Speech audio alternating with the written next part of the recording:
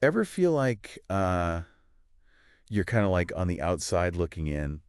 Like everyone else has it all figured out and you're just navigating life's maze all alone. Yeah. You're not alone in feeling lonely. I think it's something we all experience. Mm-hmm. But what if I told you that loneliness, that same loneliness, could be like a secret ingredient to unlock some serious personal power? Hmm. Well, that's what we're diving into today, exploring how we can kind of flip the script on loneliness Yeah. and have it lead to some awesome self-discovery, some growth, and yeah, even success. What I find really interesting about the material you send over is how it really digs into the definition of loneliness. Right. It's not just about being alone, right? Like physically alone. It's more about the feeling, the perception of disconnection. Yeah. That's where things get interesting, that perception, because that's something we can actually change. Okay, so it's not about being a hermit, in a cabin in the woods. It's about feeling isolated, even when surrounded by people. Exactly. So how do we go from feeling lonely and lost to unleashing our inner superhero? Hmm. The source mentions some really surprising names, people who actually used solitude to their advantage, like Nikola Tesla, Mm-hmm. Steve Jobs, Maya Angelou. Wow. What's the connection there? Well, think about Tesla, right? His intense focus and ability to really tune out the world led to some incredible groundbreaking inventions. Hmm. And Steve Jobs, his time away from all the noise, it allowed him to cultivate this laser focus that totally revolutionized like technology. Yeah, Even Maya Angelou, she talked about how solitude was essential for her to really connect with her emotions and create her powerful words. right. You know what they all had in common? They carved out this space for deep introspection, for that focus that fuels creativity. Yeah. And you know what? That same space is available to each of us. So instead of us dreading those moments of quiet, maybe we should look at them as opportunities, like hitting pause on all the chaos so we can actually think. Right. The source challenges us to like reframe loneliness as a chance for some serious self-discovery. But how do we even start doing that? Well, one technique that stood out to me from the material was journaling. Okay? But not just the Dear Diary kind of journaling. It suggests techniques like morning pages, where you just free flow, let all your thoughts out first thing in the morning, or gratitude journaling. That's been shown to have a pretty amazing impact on your well-being. Okay? These techniques can help untangle your thoughts, help you hear your own voice. Yeah. And the powerful thing is, by understanding your own inner world, you start to figure out what truly resonates with you, what you value, who you are beyond those expectations, those labels. So it's like taking a deep dive into our own mind Yeah. and coming up with a personalized treasure map. For personal growth, I love that. But is there a risk? Like, could we get stuck in our own heads? Right. Does all this self-reflection make us more isolated? That's a great question, and it's what the source acknowledges. There's a balance to strike, but remember those figures we talked about? Mm-hmm. They didn't just hide away forever. They used that solitude to fuel their work, their passions. Ultimately, it fueled their connections with the world. Okay. Right. So it's like spending time with ourselves, really getting to know who we are. That can actually make us more attractive to other people. Yeah. I could see how that works for creative types like the ones we talk about. Right. But does that apply to like everyone? That's a really fascinating point that the source makes. Okay. You see, when you're comfortable in your own skin, confident in your values, it changes how you interact with the world. Yeah. It's not about like desperately looking for connection, but you naturally gravitate towards people who have that same energy. Yeah. Like you're sending out this beacon and it attracts those on a similar wavelength. So it's not about forcing ourselves to be an extrovert or trying to fit in. Right. It's more about just letting our true selves kind of shine through Yeah. and trust that the right people will resonate with that.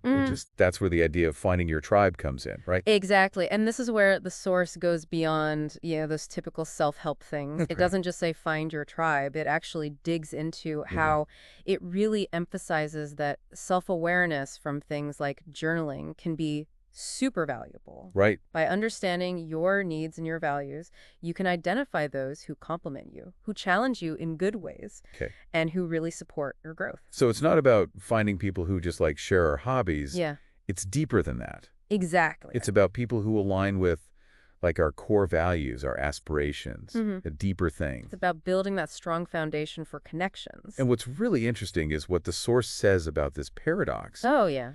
Embracing solitude and focusing on self-improvement can actually lead to stronger connections with other people. Right. It's like becoming the best version of ourselves, makes us more magnetic to Absolutely. others who are on that similar path. It really flips the script on the idea that we need to be constantly surrounded by people to feel connected. Yeah, It's more about cultivating a strong sense of self and letting those connections happen naturally. that's a really empowering way to look at it. It Right. takes the pressure off of us trying to force connections or seeking validation from others. It does. It's more about building that validation from within Mm-hmm. and then letting it radiate out and attract the right people. Exactly. So it's not about denying our need for connection, Right. but recognizing that true and meaningful connection comes from a strong sense of self. Yeah. And this is something that can be cultivated through those periods of solitude, Mm-hmm. through that like deep inner work You got it. that we've been talking about. The source argues that this whole journey, this movement from loneliness to self-discovery to meaningful connection, Hmm. it's not just about personal growth.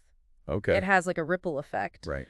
By sharing our experiences, by being open about our struggles and our wins, we can inspire others who might be facing similar things. So it's like turning our personal journeys into a source of strength and guidance. Exactly. Sharing those stories, those vulnerable moments, and how we were resilient can create a sense of shared experience Mm-hmm. and help others feel less alone. Yes, and the source suggests that by openly talking about loneliness, we can help destigmatize it. Yeah, It's not a weakness, it's just something we all go through. right. And often it's a catalyst for profound growth and transformation. It's funny, even though we're talking about the power of solitude, this conversation feels like a form of connection. That's true. We're sharing these ideas and exploring this together. Yeah, Hopefully, our listeners are feeling connected too, knowing they're not alone in this. that's a great point. Even when discussing solitude, we're highlighting the importance of connection. Yeah. It's a good reminder that even in our most introspective moments, we're all part of something bigger.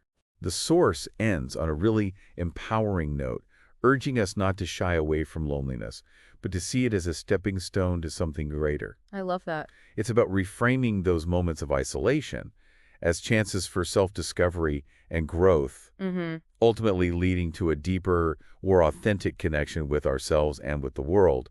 It's like the source is giving us permission to just embrace those quiet moments, Yeah. to stop being afraid of them. Exactly. It's recognizing that solitude isn't the opposite of connection. Right. It can be how we build those meaningful relationships with ourselves and with others.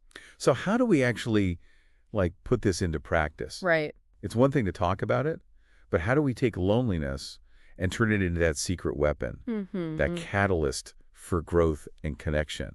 Well, the source gives us some concrete steps we can take. Right. Like, it encourages us to actually schedule in time for solitude. Okay. It doesn't have to be some big retreat. It could Yeah. just be like 30 minutes a day where you disconnect from all the tech and just tune into yourself. Yeah. Use that time for journaling or meditation or just go for a walk in nature. Mhm. Anything that helps you get back in touch with yourself. That's great advice. It's like marking a space in our busy lives for self-reflection. Yeah. And maybe that's it. It's not about waiting for loneliness to just happen to us. Right. It's about making solitude a part of our life. Exactly. It's an ongoing thing. Okay. The source makes it clear that this isn't just a one-time fix. Yeah. Just like we need to take care of our bodies, right? We got to nourish our minds and spirits with regular solitude. I love that. It makes total sense. And, when I think back to those examples, Tesla and Jobs and Angelo, Mm-hmm.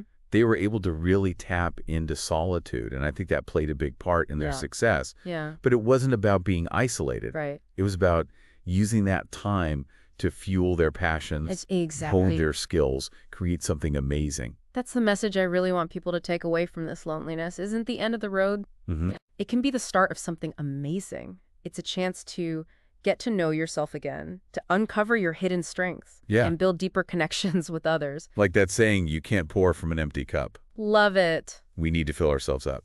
And sometimes the best way to do that is through solitude. Absolutely. So to wrap things up, I want to leave you with this. What will you create in those quiet moments?